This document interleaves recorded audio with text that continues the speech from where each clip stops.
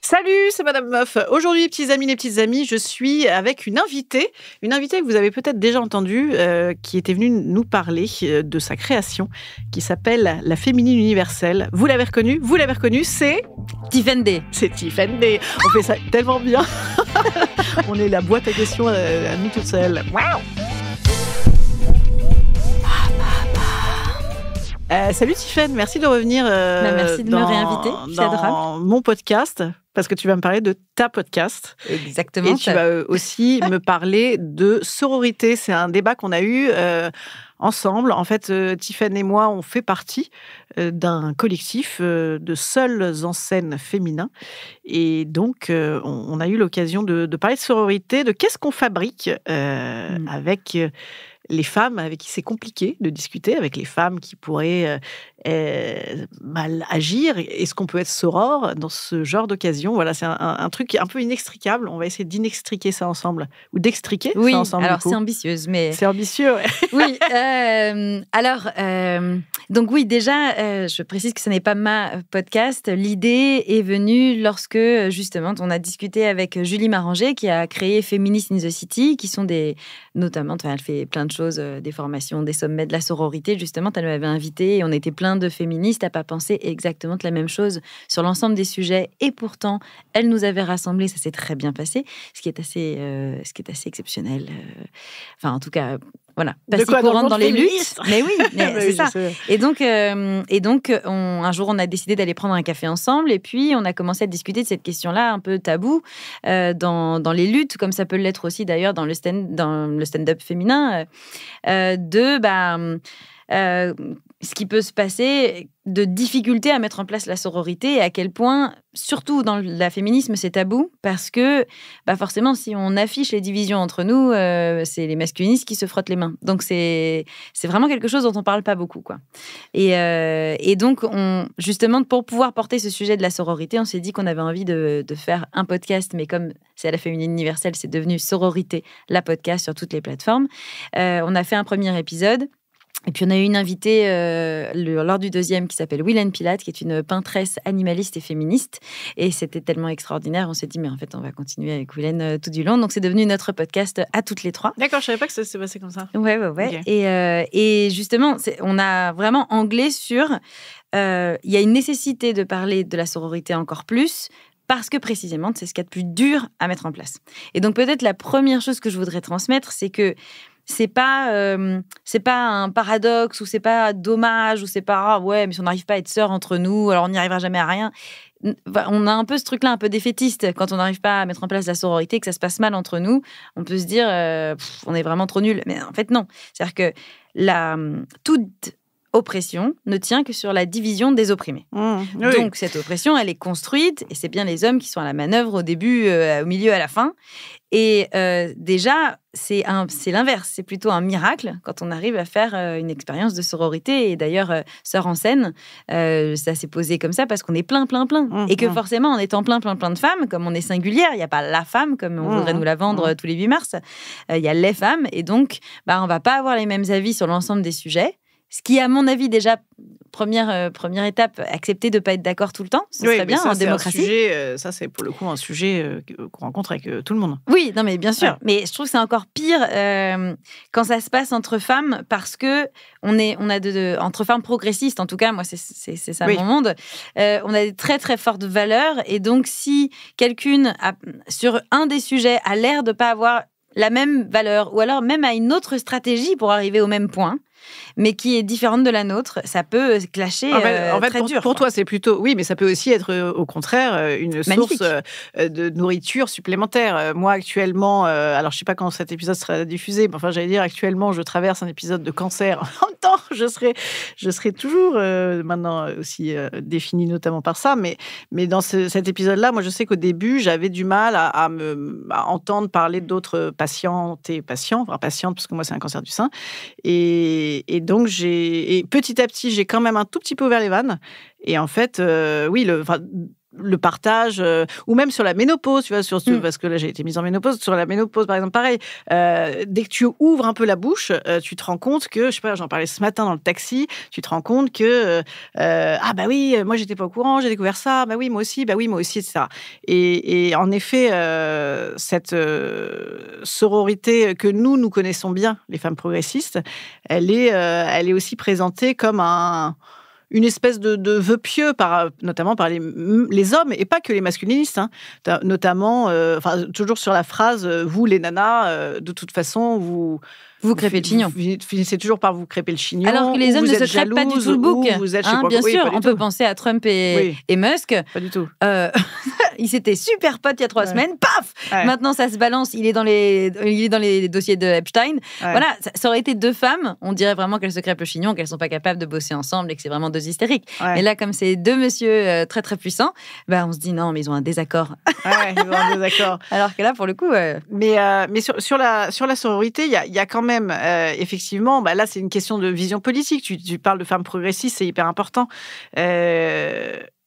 Bien évidemment, encore plus aujourd'hui, où on nous met des femmes en première ligne des partis d'extrême droite, qu'on nous vend comme des femmes modernes et tout à fait féministes, soi-disant pour certaines. Évidemment que la vision sera pas la même. Et tu prends par exemple une nana qui est chez Némésis ou une Marine Le Pen, elle va te dire que tu n'es pas soror si tu ne la soutiens pas. Enfin, tu vois, parce que moi, par exemple, si Marine Le Pen se fait violer, ça me ferait bien mal au cœur, parce que ça voudrait dire encore un viol, et j'aurais envie de lui dire, va donc t'adresser au planning familial de ta région avant de lui couper les budgets. Mais quand même, je la déteste politiquement, tu vois. Et tous ces machins, comment tu veux soutenir, par exemple, une femme qui aurait ce genre de pensée-là et qui, en plus, en fait usage pour qu'on vote pour eux? Déjà, voilà, avoir bien en tête que ces femmes qui sont instrumentalisées par les hommes d'extrême droite, alors il se trouve qu'elles deviennent elles-mêmes motrices dans la machine pour certaines, mais quand même, toute l'idéologie va aller dans le sens de leur invisibilisation. Enfin, les femmes de Némésis ou les tradwives, qui promeuvent... Les femmes de Némésis, c'est vraiment marquant. C'est-à-dire qu'elles vont promouvoir qu'il faut faire plein d'enfants, rester à la maison et ne pas s'exprimer dans l'espace public, et elles font absolument l'inverse.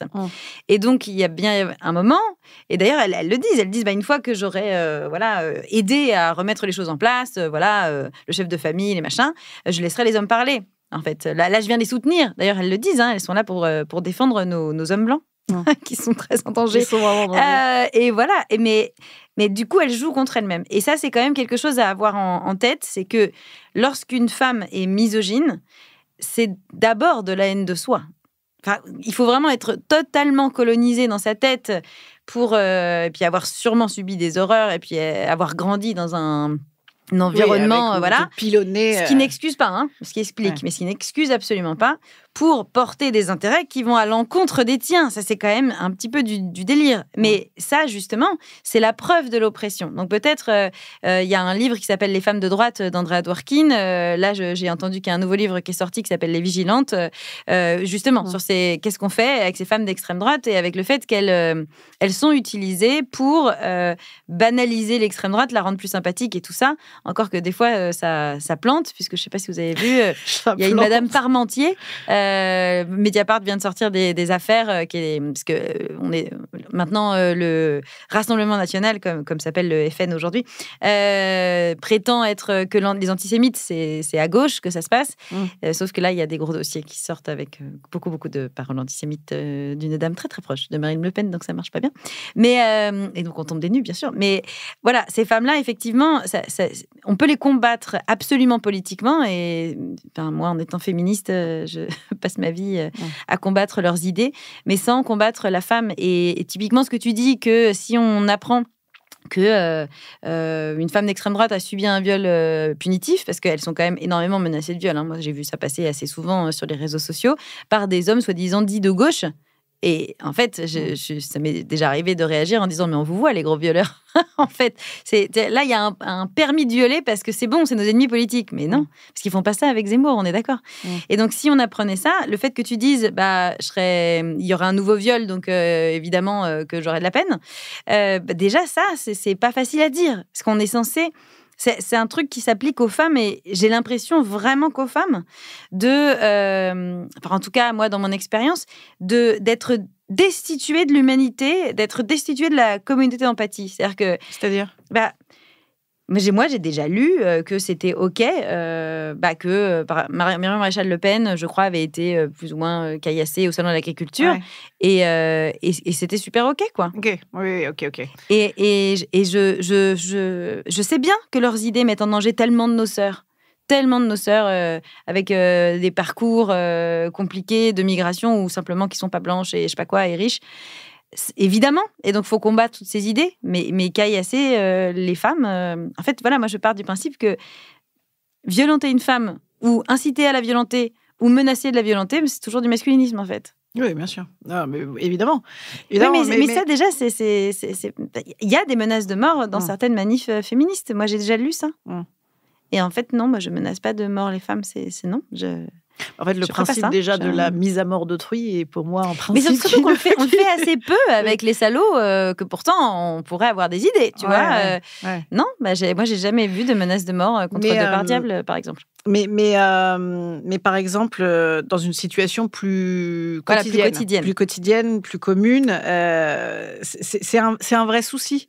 Si par exemple, on a toutes effectivement des expériences comme ça. Le sale coup, et non pas le coup de pute. Je regarde, et non pas le coup de pute. Le sale coup. Le coup de proxénète, okay. Voilà, comme ça, on met la culpabilité là où elle est. Exactement. Le sale coup que peut te faire une femme, potentiellement ton environnement, potentiellement, une sœur, quoi. Et comment tu réagis à ça ? Comment tu réagis à... Est-ce que dans ce cas-là, elle est exclue de la communauté des sœurs. De la communauté femme, sœur, ouais. Alors, moi, je dirais pas que toutes les femmes sont mes sœurs. La sororité, évidemment, aspire à ce que toutes les femmes fassent partie de la peuplesse des femmes qui subissent l'oppression patriarcale et que être sœur, il s'agit pas d'être copine, hein, c'est pas ça. C'est comme les hommes disent avec fraternité, sur tous nos frontons, et les hommes disent que les hommes partout sont tous des frères. Donc eux, ils arrivent à le dire quand même. Donc oui, la sororité, c'est ça le principe. Après, je ne dirais pas telle femme absolument est forcément ma sœur. En revanche, je vais agir avec elle avec une sororité citoyenne. C'est Mathilde, la chanteuse parolière féministe, qui dit qu'elle a différents niveaux de sororité. Elle va avoir une sororité, alors pardon si je dis pas exactement les choses comme toi Mathilde, une sororité affective, amicale, avec ses amis proches, ses sœurs de lutte, qu'elle aime. Et puis elle va avoir une sororité citoyenne, avec des femmes, soit au plan politique où c'est pas possible, soit des femmes qui... oui, ça s'est mal passé. On peut des fois avoir exactement les mêmes idées. Hein. Moi, celle qui m'en fait le plus de mal, honnêtement, on avait absolument les mêmes idées sur les choses les plus essentielles. Hein. Et même les mêmes stratégies. Et c'est vraiment celles qui ont le plus chié dans la colle. Hein. Donc, des fois, les gens me disent « Ouais, tu parles de sororité, c'est parce que c'est facile pour toi. Elles t'ont pas fait de sale coup, les femmes. Oh là là. Ouais. » Mais du coup, je mets en place une sororité citoyenne. C'est-à-dire que j'ai une espèce de... Et c'est ce qu'on dit d'ailleurs dans les derniers épisodes de Sororité, la podcast. On propose des actions et dans les actions, il y a qu'est-ce qu'on ne va pas faire si ça déraille. Ouais. Par exemple, moi, je vais pas, je suis pas énormément suivie sur les réseaux sociaux, mais un petit peu quand même, je vais pas faire une vidéo où je dis leur nom et où je dis, voilà ce qu'elles ont commis, en fait, voilà ce qui s'est passé. La délation. Voilà, je vais pas les afficher parce que ça lancerait forcément... Si ce n'est des raids, en tout cas des personnes qui me croient, me suivent et me soutiennent, qui forcément plus ou moins leur tomberaient dessus, ça leur nuirait. Ça montrerait qu'au sein du mouvement féministe, qui est déjà quand même pas si immense, il grandit, voilà, c'est pas si facile. Et puis, ça viendrait les chercher sur quelque chose de personnel aussi, probablement. Nos histoires, quoi. Celles qui ont été parias au collège, bref. Et là, ce serait attaquer la femme. Alors, le plus que je peux faire, c'est lorsque je sais que des femmes ont des comportements toxiques, à un moment donné, d'abord, je n'abandonne pas. Qu'elles puissent s'amender, qu'elles puissent évoluer, qu'elles puissent aller mieux.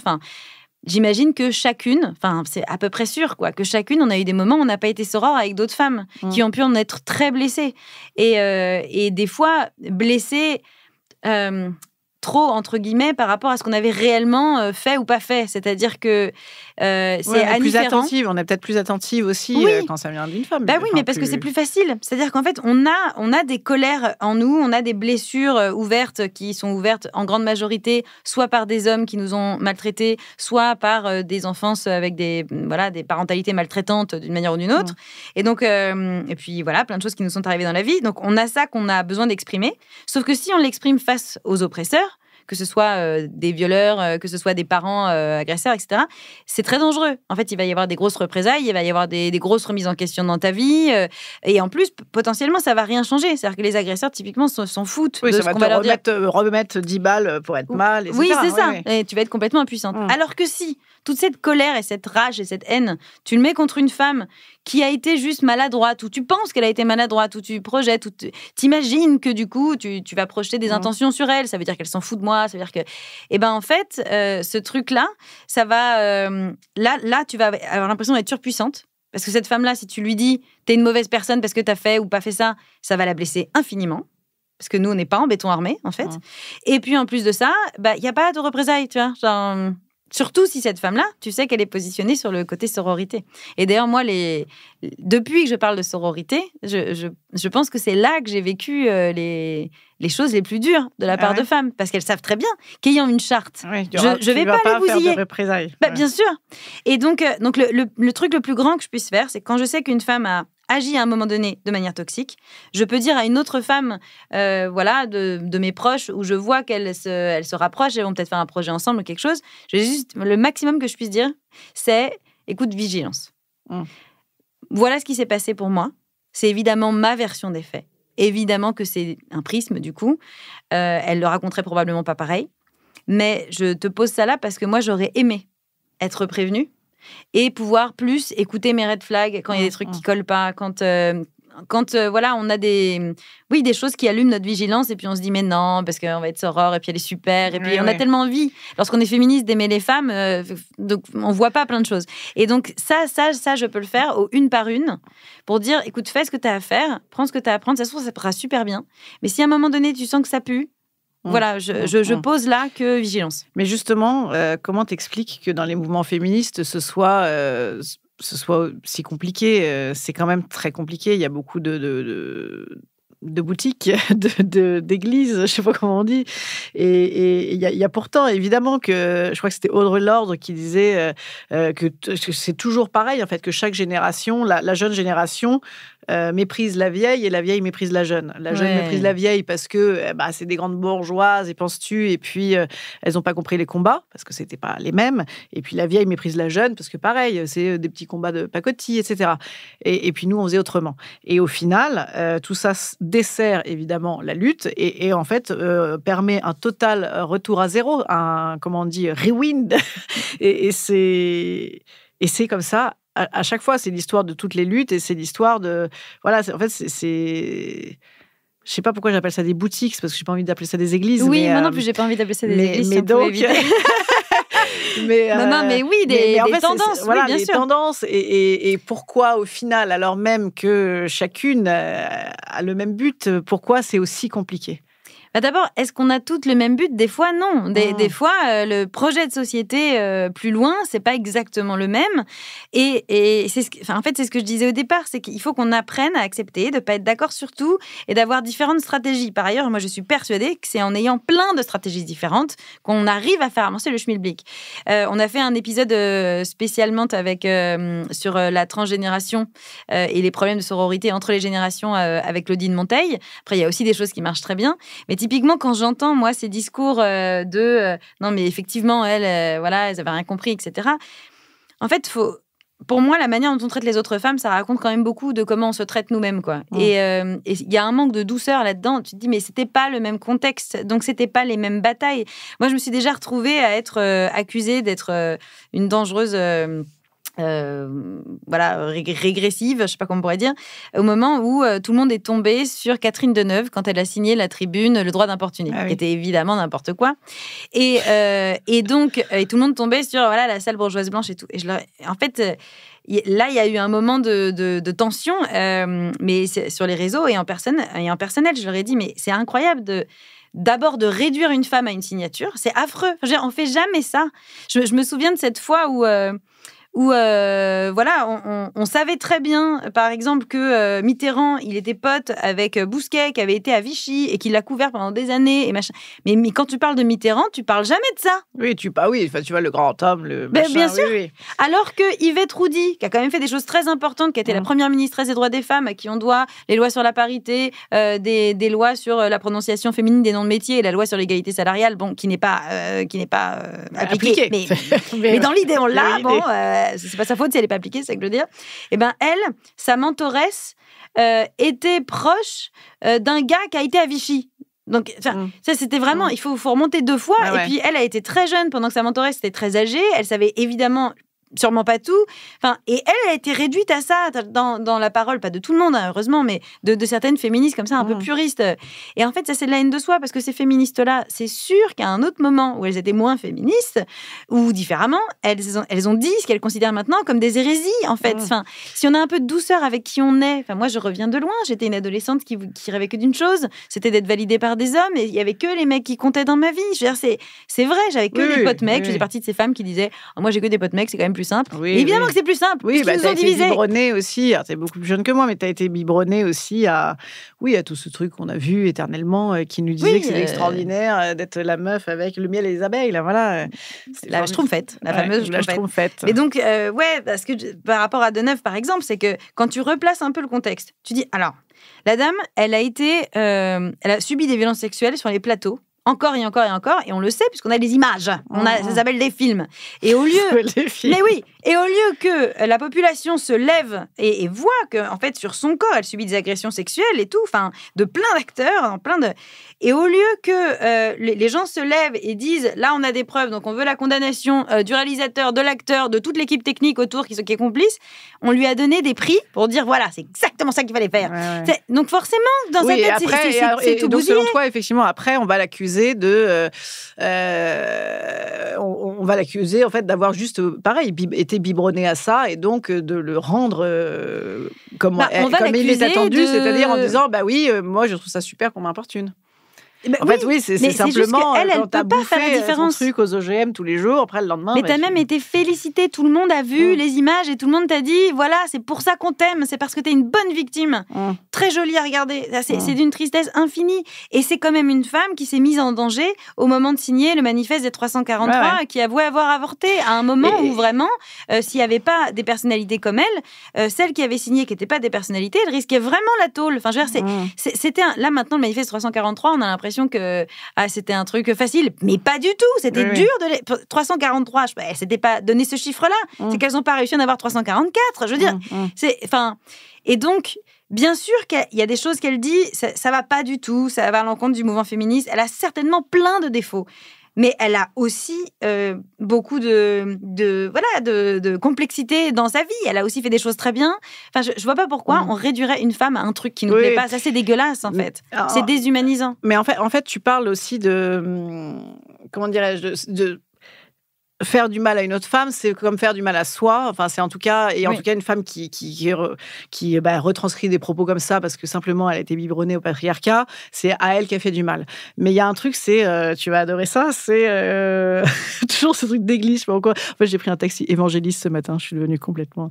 Voilà. Tu as rencontré Jésus. J'ai rencontré le taxi évangéliste de Paris. Et donc non, mais il y a cette phrase de la Bible qui est aime le prochain comme toi-même. Mais en fait, le problème, c'est qu'on peut pas. Enfin, si on aime le prochain comme soi-même, dans notre génération, non, on est très narcissique quand même. Enfin, soit on se déteste, les femmes se détestent beaucoup. Ou il y en a aussi qui s'aiment beaucoup. Enfin, tu vois, il y a des gens qui sont quand même très, très, très, très portés sur notamment dans les comédiennes. Il y en a pas mal qui sont quand même très portés dans un narcissisme profond. Ou en tout cas, on est quand même moi, j'ai des plus générations. Vu ça chez les comédiens. J'ai l'impression. On est quand même, oui, c'est vrai, un peu plus, mais bon, moi je l'ai vu chez les deux. Okay. Mais on est quand même une génération de narcissiques avec réseaux sociaux, machin, etc. Alors on en fait ce qu'on en veut. Après, derrière, on peut se sentir nul et moche et détester. Mais je veux dire, on se met en scène dans un narcissisme et on est des générations on s'intéresse quand même plus fortement à nous que d'autres générations aussi. Voilà. Sûr, et donc, aimer l'autre comme soi-même, dans ce cas-là, c'est impossible puisque nous-mêmes, on est concentrés sur nous et qu'on a du mal à s'ouvrir aux autres. En fait, il faudrait aimer soi-même. Faudrait aimer. On est parti dans les nuls. Non, il faudrait aimer soi-même comme les autres. C'était hyper bien ce que j'avais. J'ai pas pris stylo pour écrire. Non, je rougis. Je rougis, j'ai honte. Non, en fait, c'est magnifique. Je pense que t'as un début de sketch. Faut pas aimer les autres comme soi-même. Il faut aimer soi-même comme les autres. C'est ça que je voulais dire. Et là, t'as vu comment je retombe sur mes pattes et comment c'est beau, on a envie de chialer. Ouais. On a envie de chialer, là. Je suis hyper émue. Attends, mais non, il faut aimer soi-même comme les autres. C'est-à-dire que les autres, au final, soit on est trop attentif à eux parce que ça bouffe à mort ce qu'on va penser de nous, soit on les méprise, soit machin. Bref, si on était dans un peu moins narcissique et bon, ça n'a aucun rapport avec le féminisme. Non, mais en fait, justement, moi je suis d'accord. Mais je pense que ça remettrait un peu plus disons que sur le côté chapelle, église et boutique, ça remettrait un peu plus sur l'idée que chacune est aussi valable, en fait. Voilà. Oui, et puis non, mais c'est surtout que, si déjà on se disait, bah oui, c'est un chemin, l'engagement féministe, c'est un chemin même de se connaître et de bien agir avec les autres. Et donc oui, bah il y a des moments où on va être maladroite et puis on va faire de la peine et puis on va s'en vouloir et puis en fait ça nous définit pas et on avance. Enfin, tu sais, c'est juste un peu de douceur là-dedans. Après, je suis d'accord avec toi. Si on imagine qu'on n'est pas en patriarcat et qu'on met les femmes et les hommes un peu sur le même panier, le truc c'est que moi j'ai l'impression, alors après c'est un biais militant sûrement, mais que je vois plutôt des femmes qui ont des syndromes de l'impostrice modèle géant, qui ont 1 milliard à cause de la société, à cause des hommes, 1 milliard de complexes physiques, de trauma, de trouille. Enfin, pour moi, il y a un narcissisme par exemple, chez certaines actrices peut-être, qui, à mon avis, est lié à la stratégie de survie. C'est-à-dire, en fait, je dois être puissante, une femme puissante et compagnie. Pour moi, il y a vraiment un piège là-dedans. Et en tout cas, jamais on peut avoir la même grille d'analyse pour l'oppresseur et l'opprimé. Et nous, notre narcissisme, il est quand même extrêmement fragile, quoi. Quand tu vois à quelle vitesse les femmes s'écroulent, s'effritent. Et donc justement, je pense que parce qu'on s'aime pas beaucoup, on n'aime pas beaucoup les autres femmes. C'est ces frites qui me plaisaient beaucoup. Pardon. Les femmes qui s'effritent. Oui, c'est vrai. Tu voyais les frites? Regarde, non, mais je les voyais des femmes qui s'effritent. Je trouvais que l'image était horrible. Au niveau de l'ego, c'est ça. Il y a vraiment, on a des égos très fragiles à cause des violences sexuelles, à cause des discriminations, à cause de ce patriarcat.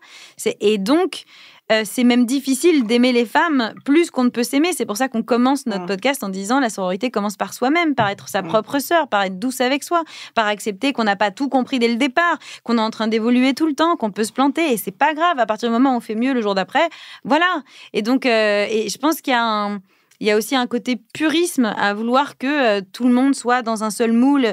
C'est pour ça qu'Église, ça m'a interpellée tout à l'heure. C'est que oui, des fois, j'ai l'impression qu'il y a des mécanismes, des personnes que ça rassure d'être dans des dogmes, un truc où ça c'est bien, ça c'est pas bien. Tu vois, t'as vraiment le bien, le mal, tout est simple et t'as des grands textes et voilà. Et du coup, tout le monde qui déroge à ça, bah, c'est le purgatoire, quoi. Enfin, franchement, voilà, moi je suis pas rentrée en féminisme comme en religion, vraiment pas. Et c'est quelque chose qui se construit et l'esprit critique c'est important, la démocratie c'est merveilleuse. Et donc, si déjà on pouvait se dire que quand une femme nous fait un sale coup, on se protège, ça par contre oui. Enfin, moi il y a des femmes qui pourtant comptent beaucoup pour moi, même encore maintenant, mais où je me suis protégée parce que c'était trop impossible.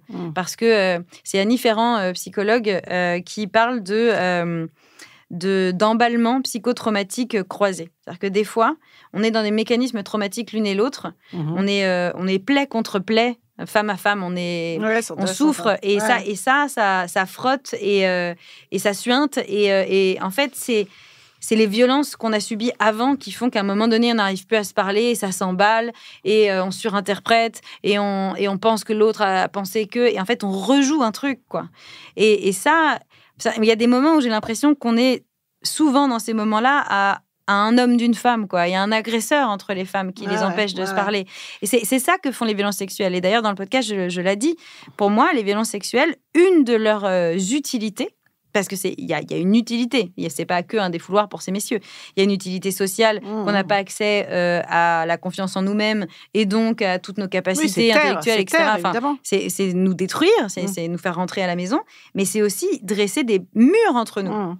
Plus tu détruis l'opprimé et plus c'est difficile pour les opprimés de s'allier. Oui, mais une des bonnes nouvelles. Oui, il y en a plein de bonnes nouvelles. Tu sais que j'aime bien les bonnes nouvelles. Oui. Une des bonnes nouvelles, c'est que, ça c'est les statistiques de qui va chez le psy, réponse des femmes, c'est qu'on... Justement, dans les générations plus jeunes, on a appris mieux. On apprend encore toujours, bien sûr, et j'espère qu'on apprendra encore toujours et encore mieux, à se parler quand même.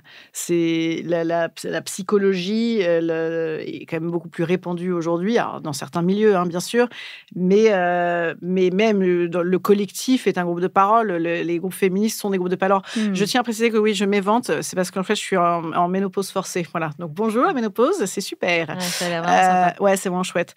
Et donc, surtout en pleine canicule. J'ai une bouffée de chaleur, comme ça, qui peuvent arriver. Voilà, ex nihilo. Mais donc, oui, moi, je trouve que ça, c'est une bonne nouvelle. Je trouve qu'on se parle plus et mieux, quand même. Oui, puis d'aller voir des psys. Moi, quand j'étais gamine, on me disait, les psys, c'est pour les fous.